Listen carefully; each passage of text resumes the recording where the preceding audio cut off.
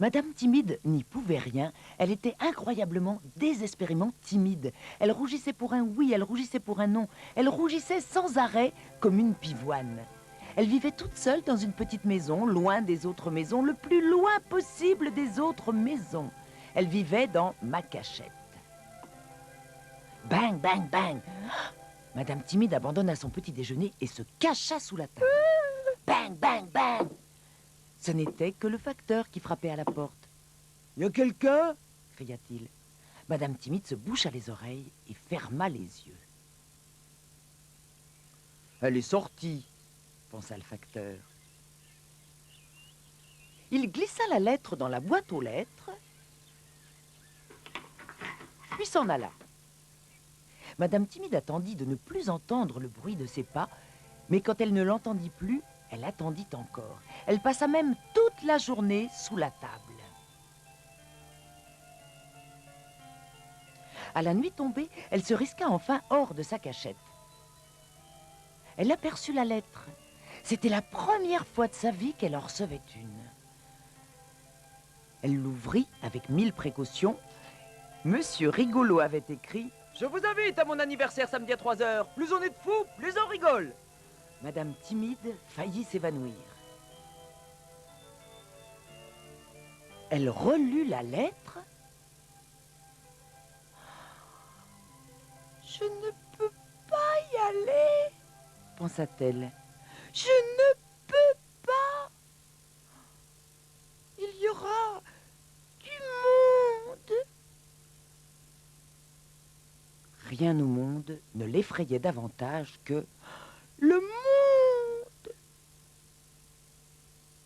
Cette invitation la tracassa toute la nuit.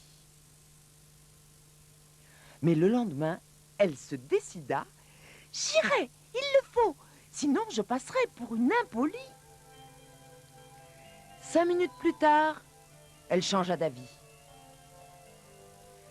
5 minutes après, elle changea encore d'avis. Et 5 minutes après, tu devines, oui, c'est cela. Cette nuit-là, elle ne put dormir.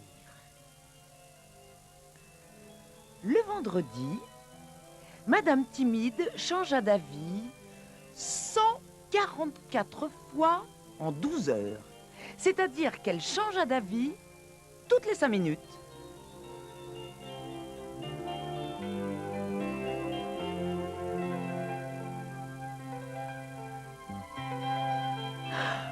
Elle allait chez Monsieur Rigolo.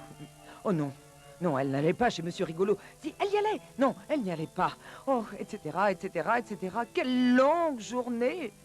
La nuit du vendredi fut pire encore que celle du jeudi. Elle ne ferma pas les yeux, elle ne dormit même pas d'un œil. Le samedi matin arriva et passa. L'heure du déjeuner arriva et passa. Madame Timide ne put rien avaler. 1 heure sonna, puis 2 heures, puis 3 heures. Oh, c'était l'heure du rendez-vous. Madame Timide ne bougea pas, elle resta assise dans son fauteuil et une grosse larme roula sur sa joue. Oh, seulement j'étais moins timide, sanglota-t-elle. À 4 heures, quelqu'un frappa à la porte. Madame Timide se cacha derrière son fauteuil, la porte s'ouvrit. Monsieur Rigolo entra et éclata de rire.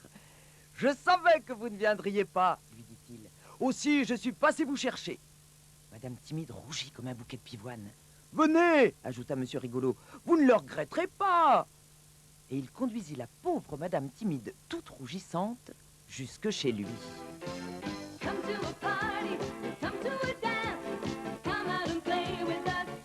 Tout le monde était là.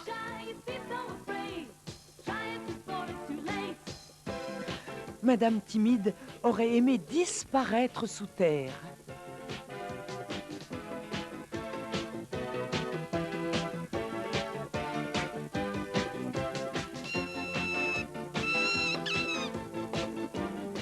Mais tout le monde fut si gentil et aimable avec elle que peu à peu et petit à petit, elle oublia qu'elle était timide.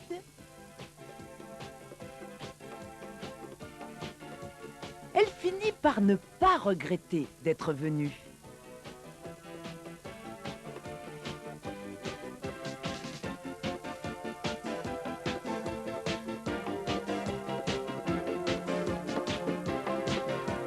Qu'est-ce que je vous avais dit? Lui rappela Monsieur Rigolo. Madame Timide opina de la tête et sourit.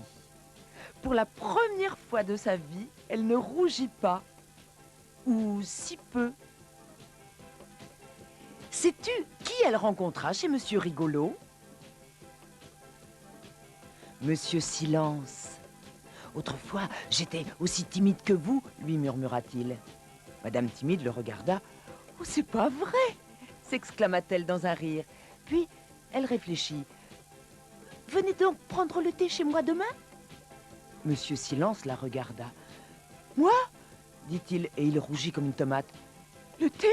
Dit-il, et il rougit comme 2 tomates. Demain? Dit-il, et il rougit comme 1 kilo de tomates. Puis il tomba dans les pommes.